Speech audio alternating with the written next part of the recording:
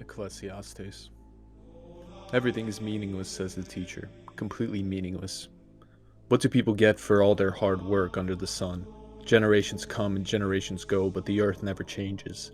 The sun rises and the sun sets, then hurries around to rise again. The wind blows south and then blows north. Around and around it goes, blowing in circles. Rivers run into the sea, but the sea is never full. Then the water returns again to the rivers and flows out again to the sea. Everything is wearisome beyond description. No matter how much we see, we are never satisfied. No matter how much we hear, we are not content. History merely repeats itself. It has all been done before. Nothing under the sun is truly new. Sometimes people say, here is something new, but actually it is old. Nothing is ever truly new. We don't remember what happened in the past, and in future generations, no one will remember what we are doing now. I, the teacher, was king of Israel, and I lived in Jerusalem. I devoted myself to search for understanding and to explore by wisdom everything being done under heaven. I soon discovered that God has dealt a tragic existence to the human race. I observed everything under the sun, and really, it was all meaningless, like chasing the wind. What is wrong cannot be made right. What is missing cannot be recovered. I said to myself, look, I am wiser than any of the kings who ruled in Jerusalem before me. I have a greater wisdom and knowledge than any of them. So I set out to learn everything from wisdom to madness and folly. But I learned firsthand that pursuing all this is like chasing the wind. The greater my wisdom, the greater my grief. To increase knowledge only increases sorrow. I said to myself, come on, let's try pleasure. Let's look for the good things in life. But I found that this too was meaningless. So I said, laughter is silly. What good does it do to seek pleasure? After much thought, I decided to cheer myself with wine, and while seeking wisdom, I clutched at foolishness. In this way, I try to experience the only happiness most people find during their brief life. I also try to find meaning by building huge homes for myself and planting beautiful vineyards. I made gardens and parks, filling them with all kinds of fruit trees. I built reservoirs to collect my water and irrigate my many flowering groves. I bought slaves, both men and women, and others were born into my household. I also owned large herds and flocks, more than any of the kings who had lived in Jerusalem before me. I collected great sums of silver and gold, the treasure of many kings and provinces. I hired wonderful singers, both men and women, and had many beautiful concubines. I had everything a man could desire. So I became greater than all who had lived in Jerusalem before me, and my wisdom never failed me. Anything I wanted, I would take. I denied myself no pleasure. I even found great pleasure in hard work, a reward for all my labors. But as I looked at everything I had worked so hard to accomplish, it was all so meaningless, like chasing the wind. There was really nothing worthwhile anywhere. So I decided to compare wisdom with foolishness and madness, for who can do this better than I, the king? I thought wisdom is better than foolishness, just as light is better than darkness, for the wise can see where they are going, but fools walk in the dark. Yet I saw that the wise and foolish share the same fate. Both will die. So I said to myself, since I will end up the same as the fool, what's the value of all my wisdom? This is all so meaningless. For the wise and the foolish both die. The wise will not be remembered any longer than the fool. In the days to come, both will be forgotten. So I came to hate life because everything done under the sun is so troubling. Everything is meaningless, like chasing the wind. I came to hate all my hard work here on earth, for I must leave to others everything I have earned. And who can tell whether my successors will be wise or foolish? Yet they will control everything I have gained by my skill and hard work under the sun. How meaningless. So I gave up despair, questioning the value of all my hard work in this world. Some people work wisely with knowledge and skill, then must leave the fruit of their efforts to someone who hasn't worked for it. This too is meaningless, a great tragedy. So what do people get in this life for all their hard work and anxiety? Their days of labor are filled with pain and grief. Even at night their minds cannot rest. It is all meaningless. So I decided there is nothing better than to enjoy food and drink and to find satisfaction in work. Then I realized that these pleasures are from the hand of God. For who can need or enjoy anything apart from Him? God gives wisdom, knowledge, and joy to those who please Him, but if a sinner becomes wealthy, God takes the wealth away and gives it to those who please him. This too is meaningless, like chasing the wind. For everything there is a season, a time for every activity under heaven, a time to be born and a time to die, a time to plant and a time to harvest, a time to kill and a time to heal, a time to tear down and a time to build up, a time to cry and a time to laugh, a time to grieve and a time to dance, a time to scatter stones and a time to gather stones, a time to embrace and a time to turn away, a time to search and time to quit searching, a time to keep and a time to throw away, a time to tear and a time to mend, a time to be quiet and a time to speak, a time to love and a time to hate, a time for war and a time for peace. What do people really get for all their hard work? I've seen the burden God has placed on all of us. Yet God has made everything beautiful for his own time. He has planted eternity in the human heart. But even so, people cannot see the whole scope of God's work from the beginning to end. So I concluded there is nothing better than to be happy and enjoy ourselves as long as we can. And people should eat and drink and enjoy the fruits of their labor, for these are gifts from God. And I know that whatever God does is final.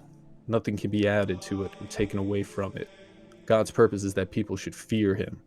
What is happening now has happened before, and it will happen in the future, has happened before, because God makes the same things happen over and over again. I also noticed that under the sun there is evil in the courtroom. Yes, even the courts of law are corrupt. I said to myself, in due season, God will judge everyone, both good and bad, for all their deeds. I also thought about the human condition, how God proves to people that they are like animals, for people and animals share the same fate. They both breathe, and they both must die. So people really have no advantage over the animals. How meaningless. Both go to the same place. They came from the dust, and they turn to dust. For who can prove that the human spirit goes up and the spirit of animal goes down into the earth? So I saw that there is nothing better for people than to be happy in their work. That is our lot in life, and no one can bring us back to see what happens after we die. Again, I observed all the oppression that takes place under the sun. I saw the terrors of the oppressed, with no one to comfort them. The oppressors have great power, and their victims are helpless. So I concluded that the dead are better off than the living. But most fortunate of all, those are who not yet born, for they have not seen all the evil that is done under the sun. Then I observed that most people are motivated to success because of the envy of their neighbors. But this too is meaningless, like chasing the wind. Fools fold their idle hands, leading them to ruin. And yet, better to have one handful of quietness than two handfuls with hard work and chasing the wind. I observed yet another example of something meaningless under the sun. This is the case of a man who's all alone, without a child or brother, yet who works hard to gain as much wealth as he can. But then he asks himself, who am I working for? Why am I giving up so much pleasure now? It's all so meaningless and depressing. Two people are better off than one, for they can help each other succeed. If one person falls, the other can reach out and help. But someone who falls alone is in real trouble. Likewise, two people lying close together can keep each other warm. But how can one be warm alone? A person standing alone can be attacked and defeated, but two can stand back to back and conquer. Three are even better, for a triple braided cord is not easily broken. It is better to be poor but wise youth than an old and foolish king who refuses all advice. Such a youth could rise from poverty and succeed. He might even become king, though he has been in prison. But then everyone rushes to the sides of yet another youth who replaces him. Endless crowds stand around him, but then another generation grows up and rejects him.